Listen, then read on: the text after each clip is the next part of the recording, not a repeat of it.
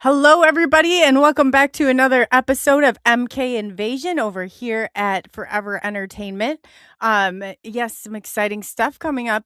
Anyway, tonight's episode is brought to you by The Flower City Butcher, the upcoming feature film starring horror icon Ari Lehman, the original Jason, award-winning actor Kristen Beaster, so from Law and Order SVU, excuse me, and rising star McLe- you know, I am gonna try and I apologize, Makila, and I hopefully that I came close. If not, I will know by the next time. I do apologize.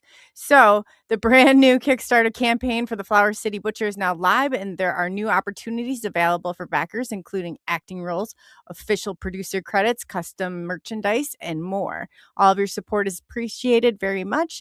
Yeah, so it's also tonight's episode is also brought to you by Final Girl, the brand new clothing line from Forever Entertainment, featuring all of your favorite horror models. Final Girl doesn't dress victims; they dress survivors. Sign up today and collect all of your favorite Final Girl merchandise at www.scarezone.net. So, if you don't know already, I'm Coley UFO, also known as Coley Weber on SNX Radio. And tonight we're going down the paranormal road. We have Russell Reynolds with us tonight. So Russell, he's done some great things, and we'll go ahead and bring him on and let him tell you a little bit about who he is, what he does, and why he does it. Ah, thank you for having me. Yes, welcome. Well, as you know, I'm Russell Reynolds. I'm the founder of Beyond Life Paranormal Research and founder of Beyond Life Paranormal Research Missouri. My paranormal journey started at the young age of 6 years old when I lived in a haunted house. And at 3 o'clock in the morning, I had seen a full bodied apparition of a Civil War soldier standing in my bedroom doorway. Now, this house at night, water would turn on its own, lights Oh would yeah. turn and flicker, stuff would move around the house. My mom's stuff would move off the shelves. My dad would wake up in the middle of the night freezing, go to the thermostat, and the thermostat's turned all the way down. Well, he thought us kids were playing with it, but we were too short to even reach it. My sister was only 4 at the time, and I'm only 6. And our dog would sit there and dig at a wall all hours of the day and night, growl and bark. Oh wow. And So you one said that morning, it was somebody that you saw in the Gettysburg era. Is that what you said?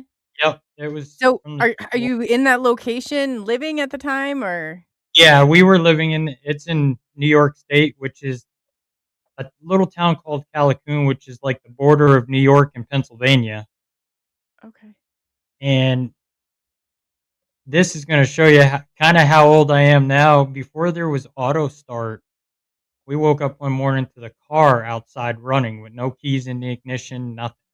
Oh, I've had that happen with paranormal stuff. Car started up just like Yep. that. Yeah, oh yeah. Oh yeah, I've seen it with my own 2 eyes. It's My crazy dad, when that happens. my dad come home from work. My mom and I and my sister went to my grandmother's for dinner. My dad come home from work. He was going to take a quick shower and then head out to my grandmother's. Well, he got home and the bathroom upstairs was flooded. Somebody had Oh. left the tub on, tub had overflowed, and there was a lamp sitting on the floor turned on. So my dad calls my grandmother's house and asks my mom, did the kids leave the water on or you leave the water on in the bathroom?" And she said, "No. We've been at my mom's house since 3 o'clock this afternoon." So my grandfather came and I went with my mother, and my mom stayed with my sister and my grandmother, and we went to my that house, and sure enough, the house was flooded upstairs. And then another morning, my parents had were off from work. They did my laundry. My mom put my laundry folded up on my bed. My dad walks by my bedroom. My laundry scattered everywhere Oh, in yeah. my bed. Drawers open. My buddy, he lived in a poltergeist type house and all the same thing, like the water rushing in. He's like, sometimes there'd be like a couple feet of water. He's like in their house. It was so crazy. well, people wouldn't stay in this house. We ended up moving out, but my They parents let you. were renting it with the option to buy, and my dad wanted to open the wall up in the attic, but he never did. The attic had been nailed shut, Mm, and we ended up moving out. People would move in, they'd stay maybe about a month, and they move back out again. yeah. Oh. They So when found bodies on my buddy's property also, they dug up he said at that time they didn't have to disclose a lot of this. I don't know if that was the case back then. no, they don't, and they still actually don't. They don't have most states don't have to disclose if the house is haunted Oh. Well, or no, that if there is potentially like a crime scene or that somebody yeah, is, you know. some states still don't have to do that. If there was a murder that happened, they don't have to disclose that. Missouri's Oh, the same way here. They don't do it. But as I got older, I started investigating the paranormal at the age of 13, and I started doing some history research on that house. New owners had bought it, they remodeled it, and they opened that attic and wall, and they found Civil War uniforms, ooh. mats, guns, bayonets, money in there, and they turned it over to the museum. And from then on, the same owners, I think, still own it, but I've seen a recent Google picture of it, and the house kinda looks like it's abandoned now again. Gutters are falling off the place and stuff like that. Oh, So, wow. I formed Beyond Life Paranormal Research in New York State at in 2006 with the help of, Rob Dermarest and Sean from Florida Ghost Team. When Rob was still filming with GHI, I used to be a DJ back then, and he made me a deal. He says, "I know you wanna get into the paranormal. How about you make me a mixtape so I can listen when I'm going overseas to film for GHI?" And I was like, "Sure." And then he helped me get the group going. We started doing residential cases in 2006, but I was kinda investigating on my own, and then when I graduated high school, a buddy of mine, we would go out and, check out some abandoned houses and cemeteries and Oh, stuff yeah. like that, and then when I got more established, I took it from there, and in 2012, I moved to Missouri and started this branch, and it went on from there and doing residential cases, helping people, and then come to find out later down the line that I'm related to Ed and Lorraine Warren and John Zaffis and Chris McKinnell, Tony Spera, Keith and Carl Johnson. How did you find out about Ed and Lorraine? I started doing genealogy, and I ended up finding a cousin in Florida, and she worked with me doing the genealogy, and she's also related to the Warrens. And we started tying all our family into it, and it started coming to Ed Warren's side of the family. So we're all related to Ed Warren, my dad and I, and from my dad's side of the family. My fourth great grandfather, Caleb Reynolds Sr., he's actually from Rhode Island. And that's how we're all tied into the Warrens, the Zaffis. So we're also related to the godfather of the paranormal, John Zaffis. And Keith and Carl Johnson's our relation through the axe murderer, Lizzie Borden. Many of you know her. They gave her parents 40 whacks. Yeah, I know Lizzie. I'm well aware of her antics. Yeah, no, I, that's still I don't know. She profiles out, but there's still some mysteries even behind that one. I don't know though. yeah, I know some of the But family secrets about her, being related to her, and some of what other family have told me about her. And I can just say this: she didn't act alone.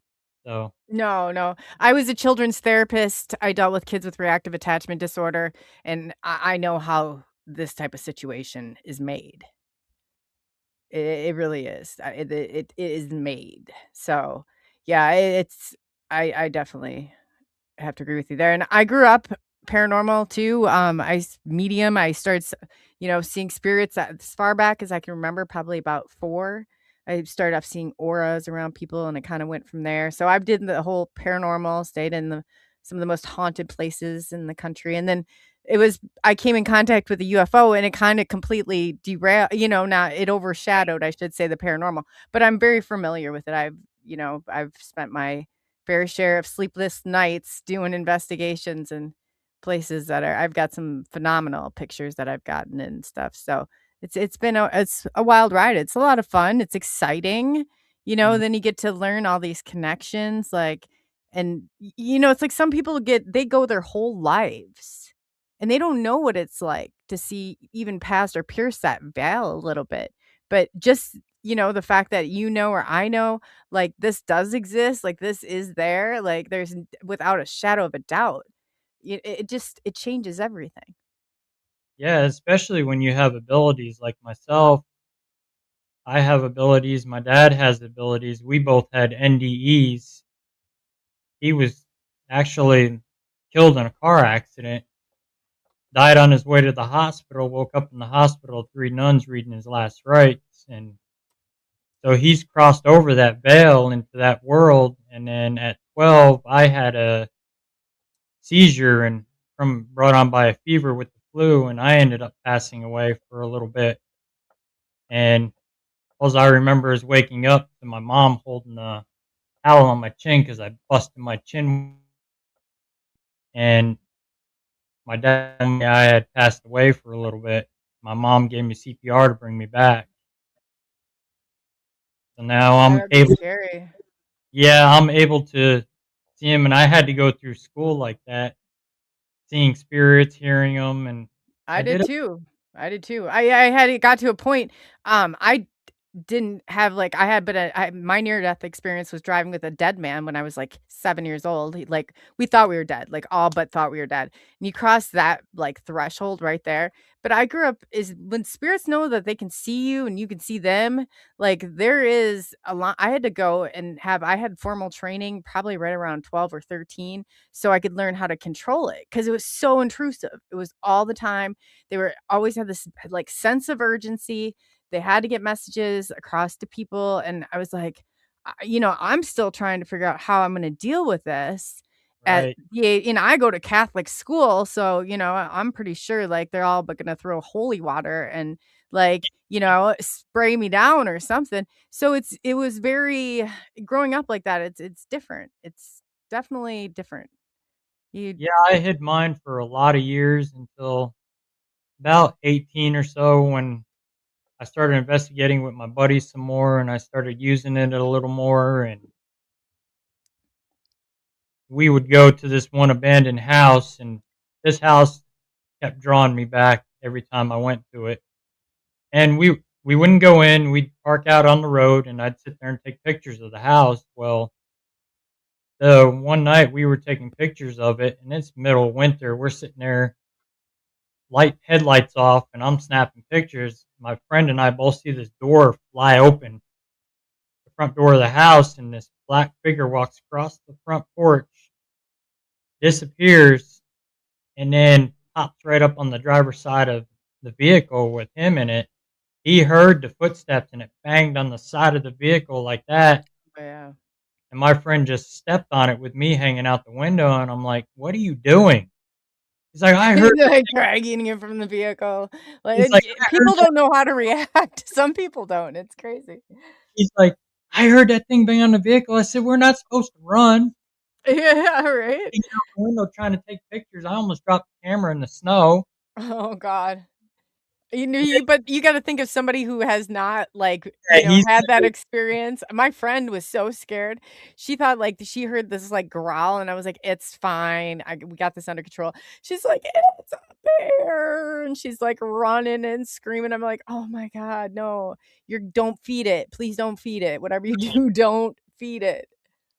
we had that happen at we have a big location out here called the Hans Mill, which is known as the Hans Mill Massacre. It's a Mormon massacre site that 17 Mormons, men, women, and children got slaughtered out there by a militia because they were taking over the state of Missouri, and the governor wanted them out of here because they were kind of like a cult, and they threw bodies down a shallow well. Well, we went out there anniversary of the massacre, and it was like we were being surrounded, and we had a new person with us that's never been on one before, and I turned and looked, and there was a big shadow taller than her standing behind her, and I didn't tell her because I knew she would freak out. Well, she eventually turned around and she saw it, and she just started screaming and crying and wanted to go back to the vehicle.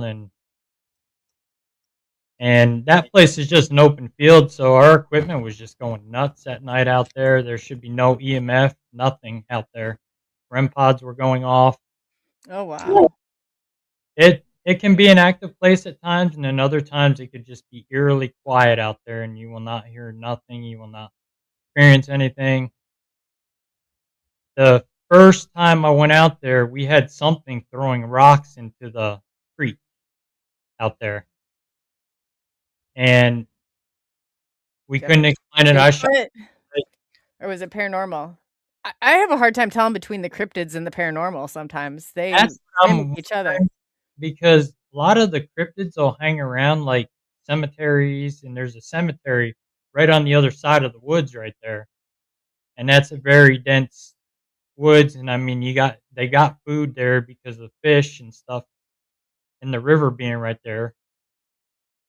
So it's not uncommon that it could be a Bigfoot in there. Because Missouri's known for their Bigfoot habitat, especially South Missouri, because we got the Ozark Mountains out here.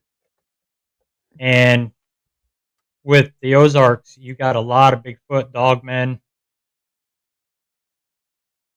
Yeah, I seen that whole YouTube thing. Mine went out as well.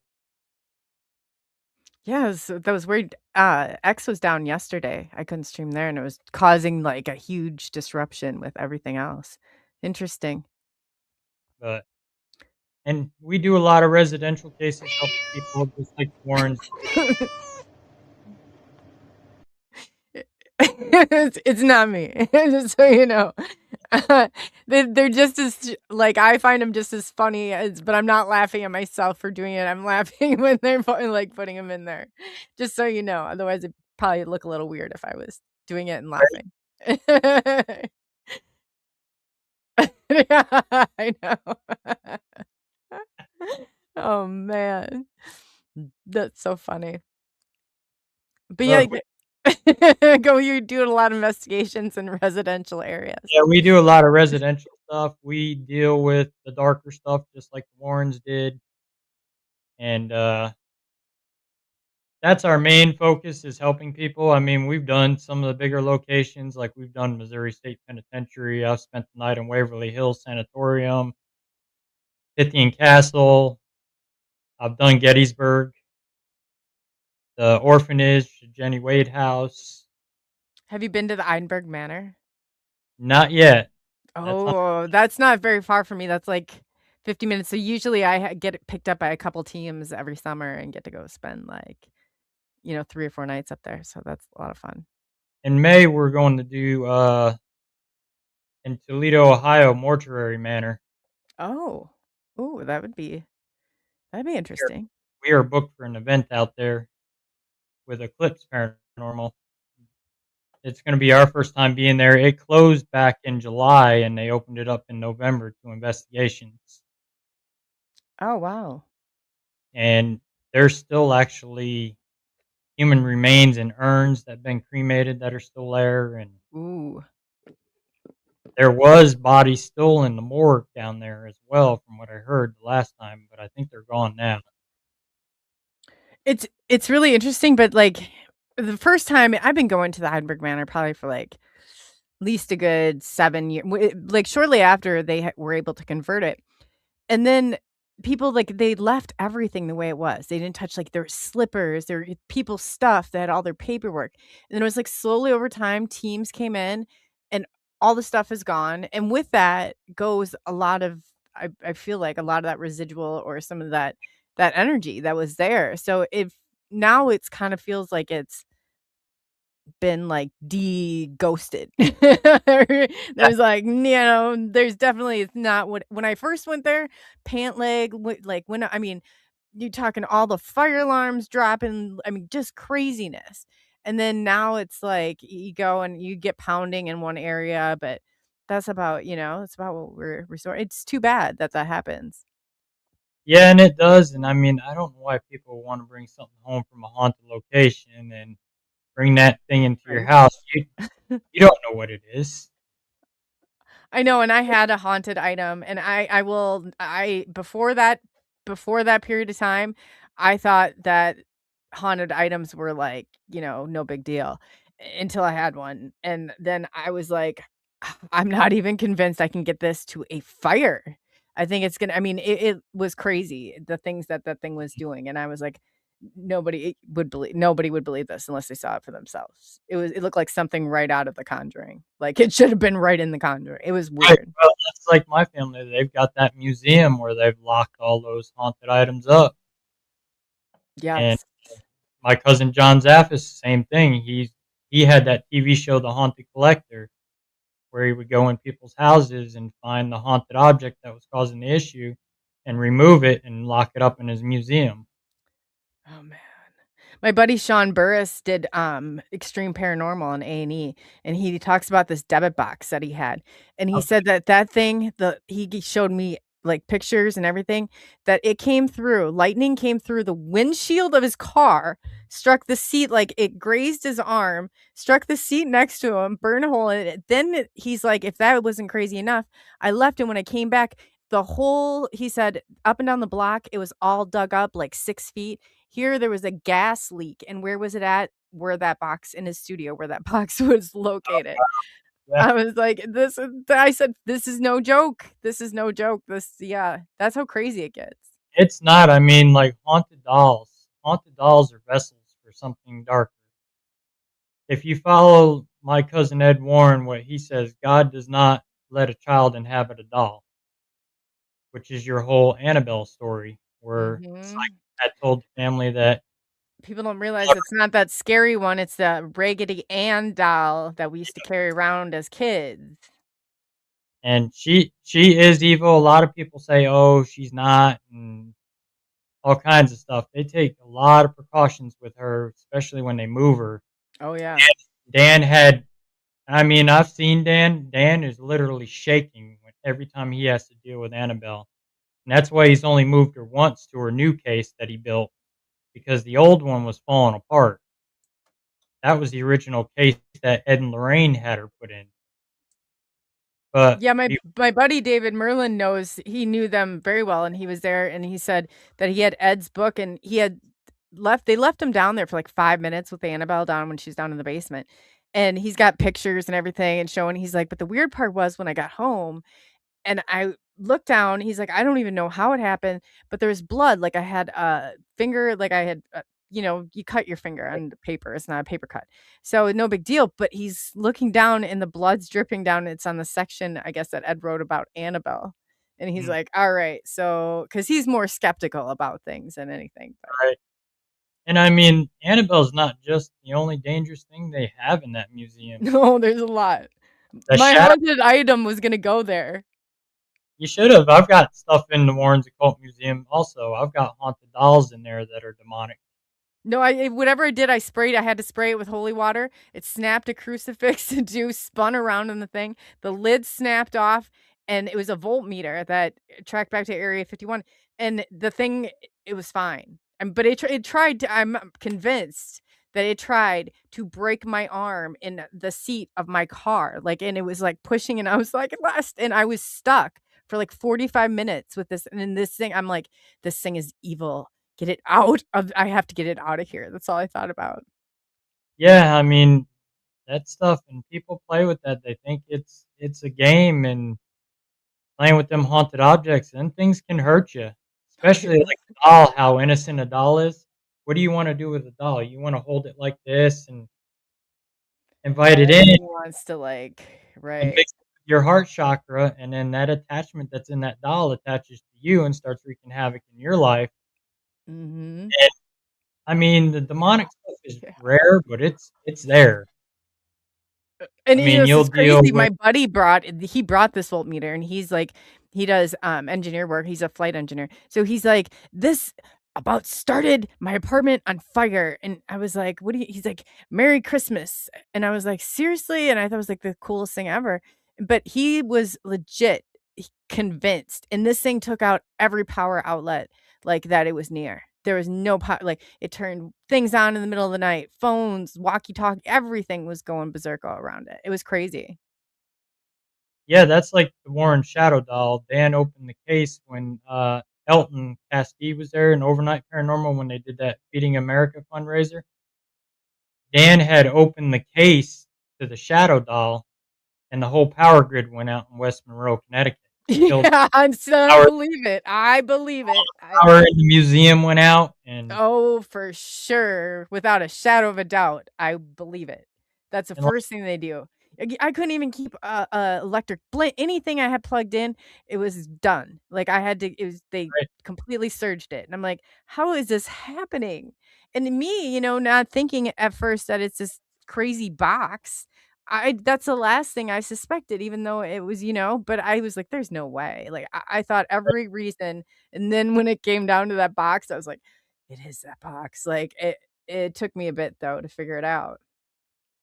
yeah, that Robert the Doll story is crazy. I know David Sloan, and that used to own Robert the Doll, Oh, and wow. Robert the Doll, yeah, he you have to ask permission to even Yeah. take a picture with Robert. Otherwise, if you don't ask for permission, it's not gonna be very good. What does Robert do if you Oh, don't ask? he'll hurt you spiritually and stuff like that. So, but people don't understand, like, the symptoms of it. I'm like, if you feel, like, the burning or the lightheadedness, you feel like you're gonna vomit, like, especially if you get real Yep, dizzy, you feel like you have low blood pressure or blood sugar or anything like that, you got too close and you need to get out, like, yep, get and away. eventually what it wants, that entity that's attached to it, it wants a soul, and it's gonna Yeah, anybody that's yes. innocent, or if they have past trauma or Oh. history of violence in their life, that entity is gonna prey upon that because it feeds off people that are not strong enough to fight it off, like Oh, ooh. So, okay, like, you're saying that they're waiting for basically, like, something to break out of whatever they're trapped in and hit a human. mhm, Okay, because this is gonna even sound weird. Remember I told you the car started up by itself?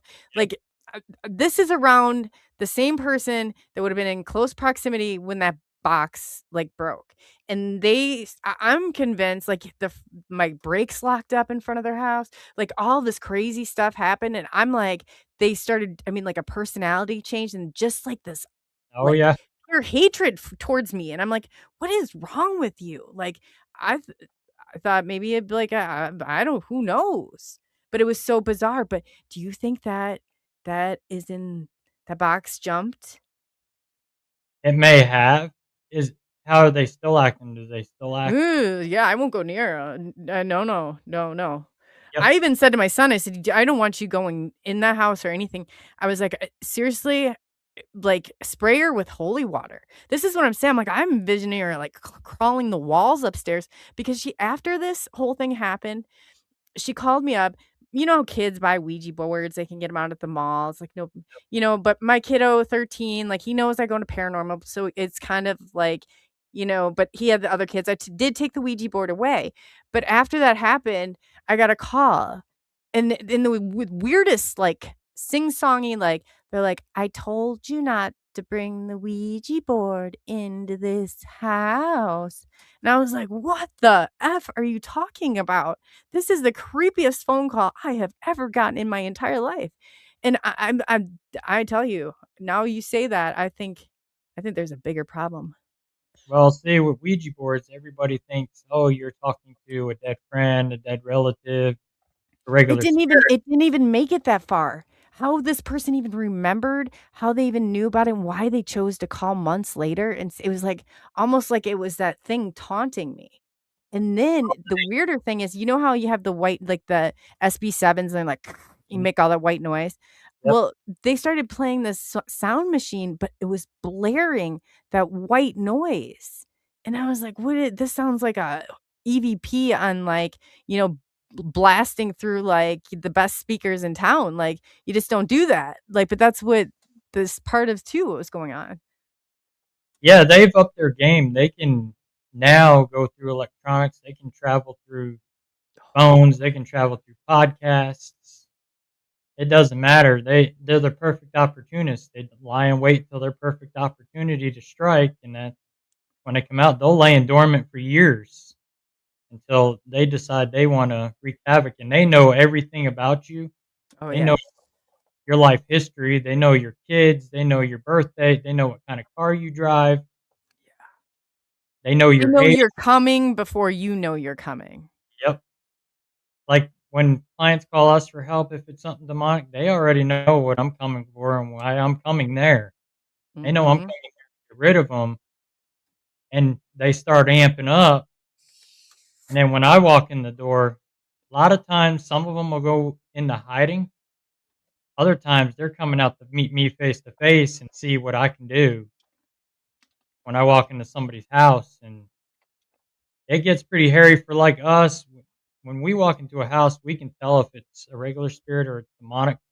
For us, we feel that intense pressure in our chest. Mhm. It's like you're walking in mud, real Yeah. slow, drugged The down. air is so thick, it's like you can It's cut heavy. through it. Yep, it's a heaviness in the air, everything. And like me, I've got the battle scars from a case we did in Oklahoma. The guy was doing demonic worshiping in his house. Oh god. His mom had called us in because she was worried about her grandkids. He had a 9-year-old, a 10-year-old, and a 19-year-old in the house, and he was performing all these demonic rituals. He was using a Buddhist sing bowl for Oh demonic god. practices, and then he had a book on witchcraft on how to sacrifice and kill people. And Ooh. my team couldn't come out because it was short notice. It was emergency calls, so my dad and I went and did it. The guy did not want us there, I bet not.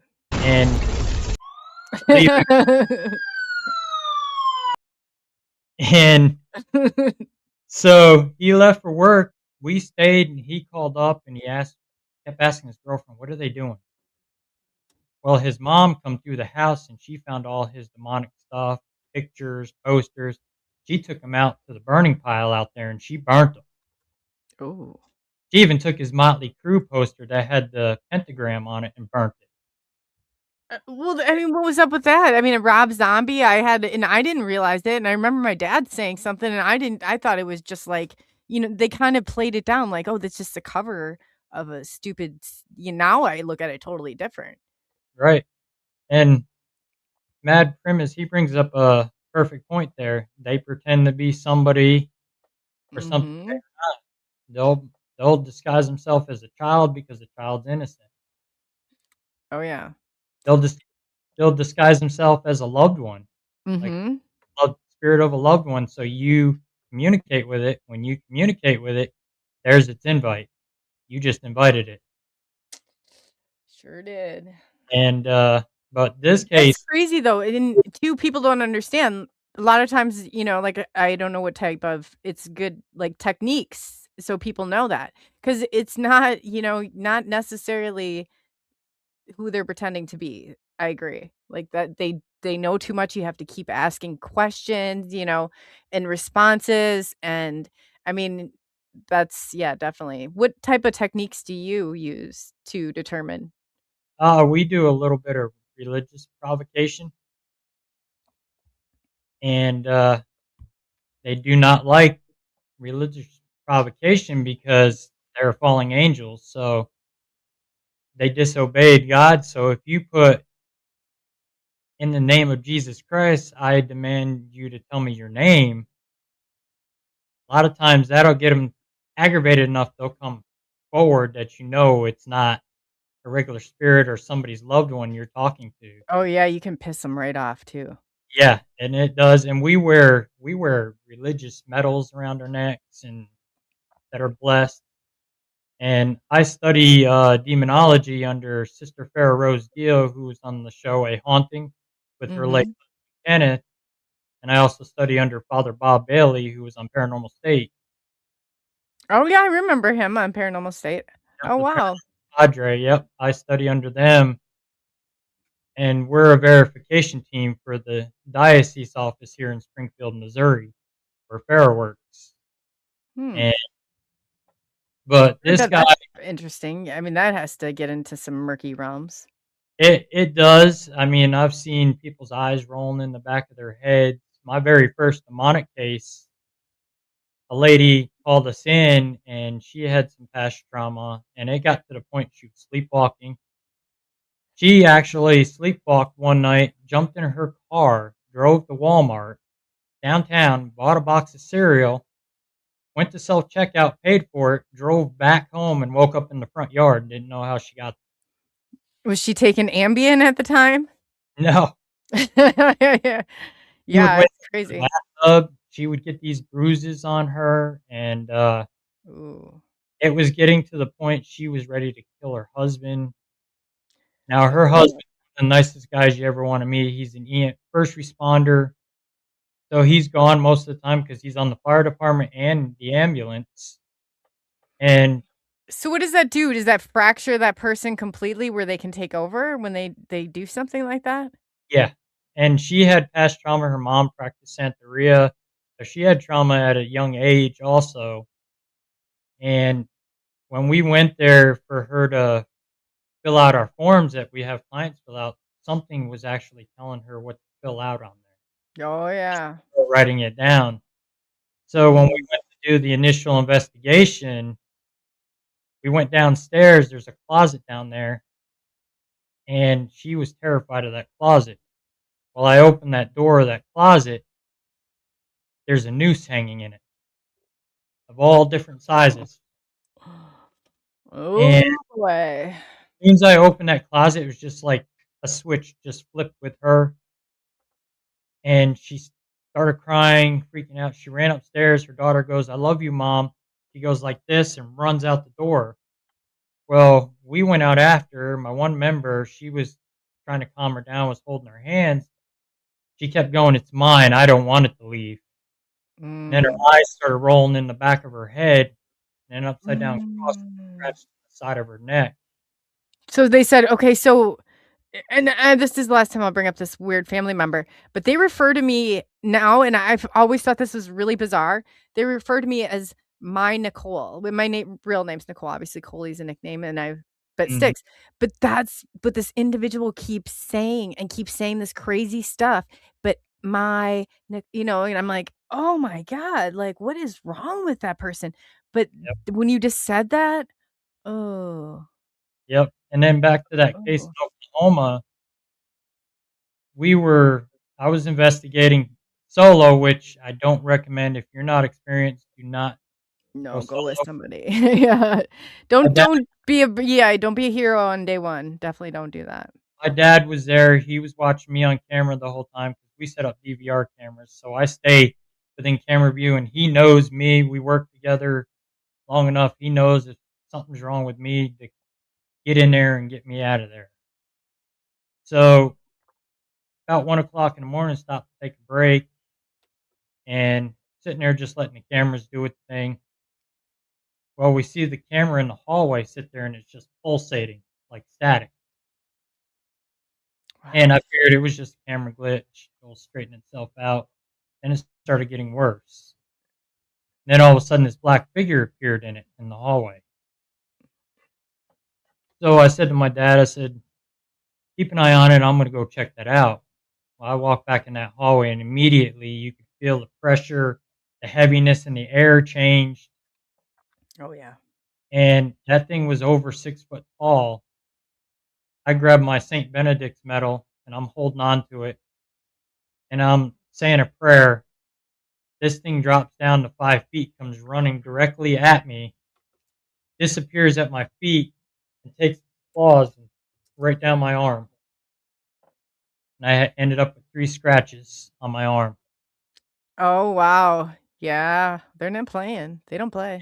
I've Now, had bruises on my knees, on my shins before, like, felt like one kicked me, got me a good one right in the shin or jumped on your back, and I'm like, "Man."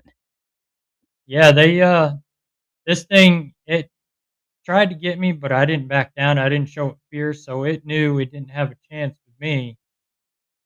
And that night we did the cleansing on the house for the kids, and the guy called his mother and said to his mother, "I want them out of here. I don't want them in my house." And meaning us, and the mother says, "I called them in here because I'm concerned about these kids, and you're playing with this dark demonic ritual stuff." And she says, "I own the property. I signed the paperwork. They're staying here. They're getting this done." And his girlfriend had given me the Buddhist symbol in the book that I took and confiscated. And he finally come home. I did a cleansing on the kids with holy water. I did the girlfriend. He wouldn't do it. He says it's against Mm. my religion. So I pulled his mom on the side and I said, "Look, get your grandkids out of here because he's not following our directions. It's only going to come back. And when it comes back, it's going to be even more angry. And it's Yeah. going Get out while the getting is good, for to and sure. so I told the girlfriend the same thing. And then about a week later, the girlfriend messaged me. She was traveling down the road in a vehicle with him and they were arguing. And he turned and looked at her and he tried to choke her as he was driving. And his eyes had turned black. And she dove out of the moving vehicle at 70 miles an hour and shattered her right leg and road burn just to get away from him. Ooh. And that Buddhist sing bowl, I had taken it to a Paracon last year, and we had it sitting on our table so we can kind of give a demonstration of these are what demonic items look like and stuff like that. And there was teams there and mediums there that were getting bad readings off of that. And towards the end of the Paracon, the ceiling fell in. 10 gallons of water come flying down. Always the water, yeah. That's exactly what I that does not shock me a bit. And we were on our way Wow. home, had him in the trunk of the car. We were road work diverted us into downtown Kansas City, and I was at a stoplight. My light turned green, the other guy's was red. I was making the turn. The guy sped through the stoplight doing about 70 and missed my car about that much. Oh, man. So we almost got killed because of those items. And Yeah, they don't play. They are not playing around, and you're right, they do get more agitated and that yep, anger comes out, like, you better watch out, is all I'm gonna say. I've been there, like, I've been there, it's scary. those items are now sitting in the Warren's Occult Museum. And then Man, mine we have, almost went there. It almost went there, but it didn't, I thank God. I don't know. and then the I doll. think the last thing they need is more of those items. They need to what do you do with them? What do you do once you take ownership of them and you take responsibility for them? Like, I guess what is it, since you kinda know the ins and outs, what's Matt Rife doing? Does he have possession of all these things now? No, they only they're just caretakers. They only lease the items for 5 years. My family's still fully involved with the museum. Rick, Okay. one of Nesper's original members that worked with Ed and Lorraine, he's always there to supervise. So when people come to the museum, you're only getting a 4 hour investigation in the museum and it's supervised. You're not you're not going to be able to touch anything or anything like that. If you start provoking something in that museum, Nesper has full authority to kick you out. Y you know, what I mean, I just not that I don't trust Matt Rife or anything, but how do they how are they gonna ensure that he stays on? Because he's not I didn't even know he was a paranormal person. It's more Elton. Elton's been at the house more than Matt has. Elton's been doing a lot more there. And in fact, I'm getting ready to go meet Elton here this summer. We're going to go to the Warren's house and I'm going back to see family. So I'm going to meet Elton and his wife Ginger and stuff like that. And because I even warned him, I said, even about my dolls that are in the museum, I said, those things aren't friendly either. They're dangerous. The one actually gives heart palpitations, it'll stop your heart. Oh, yeah. And these dolls were terrorizing a blind lady in her apartment. And The one doll we did a session with, she made a whole room go dark, and we thought a cloud went over in the sky, and there was no cloud. The sun was still shining through the windows, and the whole room went dark. And it called another investigator's name by her original name that she had changed from, and it kept calling my name, telling me to take it back. And so those dolls, they'll turn their heads at you, they'll grin at cameras. And Oh, yeah. when we had them at this other Paracon, there was a team across from us, and they were running their box because they knew them dolls were haunted. And they were coming across the box saying, "He lied, kill him, murder him with a shovel." She come over to tell us, and she ended up having to back away from our table because the little doll had no eyes. The eyes were gouged out of it, and our client called that one Little Annabelle, and she was the one that gives heart palpitations. Ooh. And Ooh. Ooh. those are now locked up in the Warrens Occult Museum. So what yeah, what eventually I mean, is there a way to just stop them altogether, or is this something that has to continue and be passed down from generation to generation? Like, what are you gonna do with these things? There, from what I was told, that Ed and Lorraine's wishes are that the items never be sold, that they keep passed down through family. Right now, my cousin Judy Warren Sparrow and her husband Tony, they own everything in the museum. And to answer Fallen's question, why don't they just destroy that doll? When you destroy the doll, you're just destroying the vessel. You're not destroying the entity that's attached inside that doll. You're just releasing it back into the, sort of like releasing an animal back into the wild.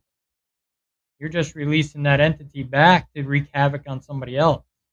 So that's why they're all locked up in cases and they're in one place. Ed believed, take these items, lock them up.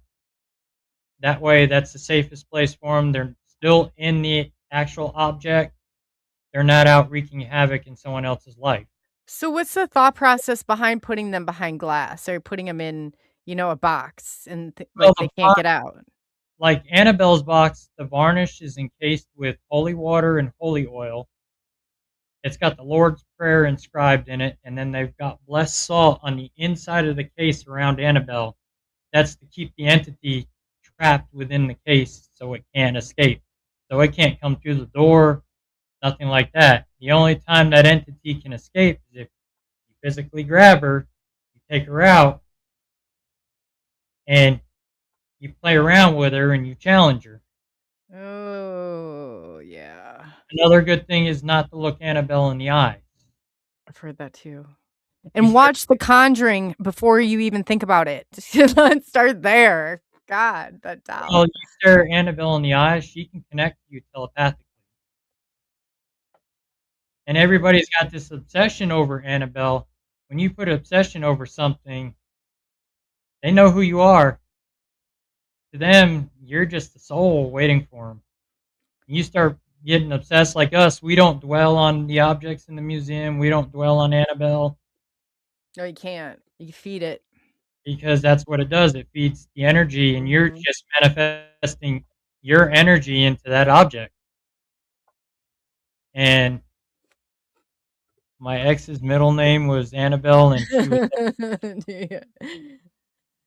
That is yeah, there's some of them are out there, and we're talking about this too. Maybe this jumped from one of those crazy dolls. How do you I mean, and what do they do then? Like, they just keep jumping? I don't know. That part of it confuses me. Like, well. what are They'll they jump doing here? Like, if you challenge them. They'll also jump if you grab them and you hold them up to you and you invite it. That's why with Annabelle, you don't communicate with Annabelle. She'll let you take your picture, but you're only getting maybe this far away from the case because they have her roped off. You can't get up to her. When they used to take her on the road trips, you could not get up to Annabelle, and that whole museum is blessed for your safety. So you could go in there and view these objects and not have to worry about them attacking you or getting attachments, they play Kandarian chants in the museum, which keeps the items at bay. That puts them to sleep. They travel with Father Bob Bailey to keep them items at bay. He keeps them blessed and does the prayers to keep them asleep. So that way you're perfectly safe when you go see those items. Ooh. And So it it's was putting the item to sleep or the person? keeping the entity that's attached in that vessel Okay. to keep that entity at bay so it doesn't start wreaking havoc. Like there was one day during the Warrens Paracon, with all everybody going through, they had over 2,000 people come through there to see the Warrens Occult Museum. They actually had to shut the museum down for a little bit, and Father Bob had to come in with Wade and do more blessings because all the energy was just feeding the vessel, and it woke them up. And you could feel that the energy had shifted in the museum in there. So they shut it down for a few minutes and then did their thing, put it back to normal, and then let people go back in. And many people say about Dan, with Dan moving Annabelle, that's why he's only moved her once, because he does not like touching that doll. That doll scared him to death, and that's why he had those gloves. And Oh, yeah, yeah, he did too. if you watch the overnight video when they move Annabelle to her new case, his hands are layered in holy water. The gloves actually have metals glued inside the fingers. The gloves are saturated in holy water, and then they do the Lord's Prayer. And if you notice, he's holding her way out here, so she has no contact with him, and you don't want those items to have contact with human skin. I bet not. Wow. I did see him with those big gloves. It reminded me of somebody, like, if you're trying to get rid of a body and some Yeah, chemical toxins, like, those type of big gloves I saw him wearing, but yep. And they're actually still they're sitting right with the Annabelle case. They bring them everywhere. When they brought Annabelle out for the tours, and gloves were right there with them. I mean, that is just that whole situation, it just I think, keeps people but what horrible timing, even if it were like, what I don't know, that's one doll I definitely I mean, I would double down on that it's capable of doing did it go missing or something at one point? I heard. Yeah, those are just rumors. She didn't burn down Okay. the plantation house. She didn't go missing. She didn't cause the flood. She wasn't in Chicago. She was back in the Warrens Occult Museum, locked up. Even Dan did a video with it to put the rumors to bed that Annabelle was sitting right there in the Warrens Occult Museum. But yeah, that was weird. Cause then I read, I was like, "Okay, if it's really missing, if that's really what's going on," I'm like, "They need to sound an alarm because I we just unleash Satan," It's like, yeah, wow. I'm glad to hear that was just a rumor. She ended up making her way to Illinois, but that was in October for the last bit of the tour that they finished up for Dan in Dan's memory. Dan would have wanted them to finish the tour, and they did Rock Island in Illinois, and then they went to Scarefest in Kentucky, and that's it for Annabelle. She will not be on the road anymore. Yeah, that's probably where she does not need to be anywhere other than in her safe little cage. We had somebody in chat wanna know Pol Pot wanted to know, why can't the doll be exercised? Because you're exercising that thing from the vessel. It's not. It's just going to be released out into the public and find somebody else that it can torment. So are they There, always here? I mean, energy cannot be created nor destroyed. I guess I'm just wondering, like, do we just need to find them and captivate them all and that's pretty much. You need to just captivate them, keep them in that vessel. That's why you can't exercise. You can't exercise an object. You can exercise a person because we're a living human being, but you can't exercise a doll or a table or anything like that. It Well, would see, I thought I was successful with mine because I sprayed it with holy water and the crucifix, but then after talking t with you, I have a whole new level of issues of concern now, like, yeah, maybe we should not unleash these things onto but I thought I was doing the right thing, sprayed it with holy water is crazy. It needed to stop, but can you bless her? yeah, you can bless her. I mean, Father Bob blesses that whole museum. He goes in there and he binds everything that nothing can escape, and he blesses that whole museum, all the objects, everything. He sprays Annabelle's case down with holy water, Shadow Doll, the satanic idol, the Devil Made Me Do It dinosaur, everything. He does that whole thing. Conjuring mirror. Oh, wow. Yeah, it's at certain points oof, you wonder if you're and I never, think of all the haunted places that I stayed, and, back in the beginning, I did not take it as serious as what I take it now, obviously, like, but Right, I didn't, I don't know why it was like maybe it's I don't know why I found it like it was more exciting for me to see stuff levitate or, now I'm thinking, God, what was wrong with me? Like, you know what I mean? Like if that's all the excitement you got going on for the day, go get a life, lady. But, right. it's just like at certain points you got to realize and when I hear people kind of, take that like I used to have that, care, oh, come on, we got this under control, no big deal. I'm always like, you guys, I used to be you, and you learn from somebody who knows, like, they don't play. They are not playing. No, You I mean, think you're going in playing with them, they are not playing. you can get seriously hurt doing this, even killed. I mean, I've had things thrown at my head. I've been hit. I've been scratched. I've been thrown. I had a entity throw me into a door, tried to push me down a set of basement stairs. It is dangerous stuff what we do, and it does need to be taken seriously because I mean it can get hurt. You can get hurt bad, or you can get possessed, or you can bring an attachment home. We take a risk every time we go out to do somebody's house or to a location that we could bring that entity home with us. We have to when we Oh, leave yeah. the location, we have to pull alongside the road and cleanse our vehicle, cleanse our equipment, cleanse us. We have to do Yeah. a whole bunch of Or if stuff. you see somebody, like, on your team start to get a little too emotionally attached to anything, like I had a lady who wanted to drive back, felt like they had to, and I was like, "No, would you tell that to leave? It is not coming home. It is not coming in my car, and we're not, we're just not doing that." But you see a lot of that when that happens. There was a great question in chat really quick.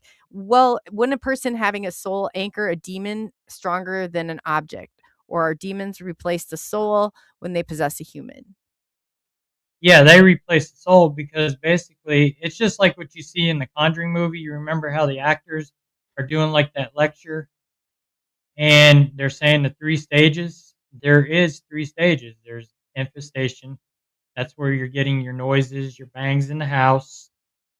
Then you get the oppression. That's where it's already picked its target. Now it's going to start destroying its life, make them sick.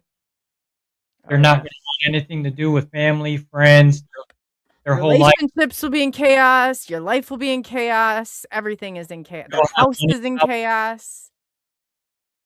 You'll have money problems, and then when it goes too far and it finally gets to the possession, you're speaking in different languages you never knew you know how to speak. You didn't speak Latin before, you speak it now because you're possessed, and then you start taking it out on your kids and your husband and or vice versa. Your husband gets possessed, he takes it out on his wife and kids, and that's the whole sole purpose of the demon wants to divide you apart and then replace your soul because it wants to kill you so it can take your soul. This is another great question. Well, what if a demon replaces a soul, they possess a human, which makes a demon possessing an object more dangerous than a human? Question mark. Uh, it makes a human more dangerous than an object because you have no control of your emotions, your body. The case of Arnie Johnson, the devil made me do it case, the Glatzel case. Arnie stabbed the guy and killed the guy because he was under demonic possession, because he challenged that demonic entity that was possessing Danny Glatzel. He told that demonic to take me, get out of that boy, and take me, and the demonic did. When you challenge the demonic, he's going to take you up on it. It's going to come for you instead. And that's Yeah, they why don't necessarily care what kind of or I mean, or do they? that Do they they don't prefer care. younger, older? I don't know. Yeah, they don't care. You're a soul, you're a body. They don't care who they possess. You challenge it, and that's like the priest that challenged Annabelle. When Ed and Lorraine brought her home, she wasn't always in that case. She sat in a chair in the museum, and a priest had called up my cousin Ed and said, "Hey Ed, I got a brand new car. Are you and Lorraine home? I want to show it to you." And Ed said, "Yeah, sure, come on over." I'll, Oh no. so he comes over, and they eat lunch, and he shows Ed his new car, and he says to Ed, he says, "I want to see this notorious new doll that you got that's supposedly wreaking havoc on things." And Ed says, "Sure, follow me, Father." He takes him down to the museum. He shows the priest the doll, and he said to the priest, he says, "Don't touch anything. Don't touch her." Well, Ed turned his back for a second. The priest grabs the doll, holds it up like this, says, "God's more powerful than the devil," and throws the doll across the room. And Ed says, "Father, what are you doing? I told you not to touch her." He says, "Well, God's more powerful than the devil." Well, the priest was on his way home. He looked up in the rearview mirror, and all he seen was Annabelle, and ended up hitting a tree head on with his brand new car. Yeah, I was gonna say he didn't make it, did he? He made it, but he broke some ribs, and he broke Ugh. a leg, and was disabled for the rest of his life. Yeah. He challenged that entity that was in Annabelle. So Pol Pot says, so if a human is more dangerous than an object, what makes it possible to exercise a human safely over an object? I think what the problem is if they're in a human, they can humans like can grab knives and not Yep. necessarily the dolls aren't as they're not actually mobile. Like when they would possess humans, like humans are out for or whoever it is, whoever's in control is taking over and they're gonna harm some people. They're gonna start stuff on fire.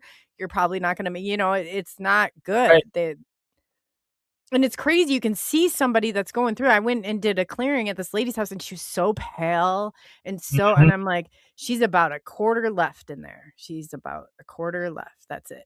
Yep. Because her And light was about dimming to nothing. yep, exactly, and that's what it does. And when it takes over, it's too far gone. Then they're requiring an exorcism, and like for someone like me, when it comes to that, I have to call Farah and say, "Hey, I verified it. It is a demonic entity. She is possessed. We need you guys here." And then the bishop comes out and performs the exorcism, Wow. and because we're not authorized. Because I mean, an exorcism is a dangerous thing. I mean, Yeah, if and you it's look at exhausting. It's if you look exhausting. at Annalise Michael, which is the horror movie The Exorcism of Emily Rose, she didn't make it shortly after that exorcism, and those priests got arrested for it. Yeah. They're weakened. I mean, you see they become very frail. Yep, she was It's only 68 pounds when she died, and both her legs were broken. oh, yeah. And I mean, that is true. They do fold up in weird angles. You do hear that popping and cracking of bones.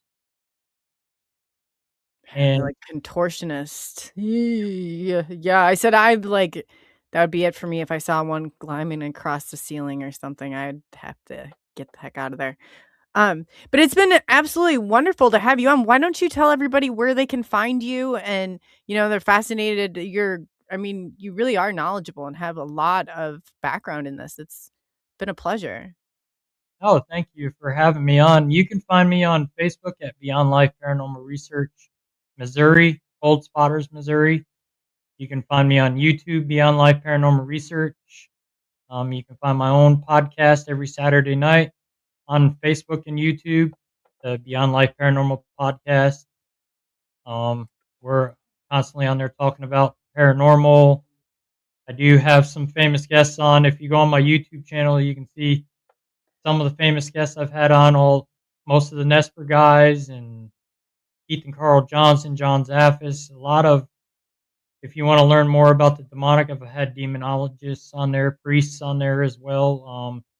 You can find me on TikTok at BLPRMO, Instagram BLPRMO, and Beyond Life Paranormal Research. That's And awesome. So could you, let's say, I mean, I'd love to, people in chat, they're usually on my channel, love to invite you over to SNX Radio and could you bring like a priest or I'd love to learn more and like, actually put them out there so people can ask questions. yeah, Cause I can they've talk. had like some brilliant questions in chat. Yeah, I can talk to Father Bob and bring if Father Bob's up for it. That'd be awesome, Russell. That'd be very awesome. I'll definitely be in touch. So yeah, guys, we'll definitely get the ball in motion because I'm fascinated by it too. I would love to know more about this topic, and it's just not one that's talked about No, enough.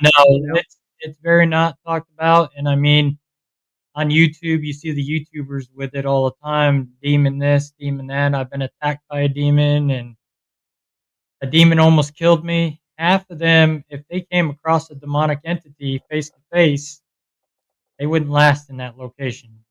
They'd No. run out there. No, Because, there's a lot of bull crap in there too. I know. yeah, entertainment throws it out, and not saying another one's name that does it too, and it makes us ones that do it legit look bad. Yeah, the little I Zach. think, and it Yeah. teaches these kids that oh, it's fun to go out there to check out these abandoned places and trespass and do this, do that. You're going into these locations you know nothing about.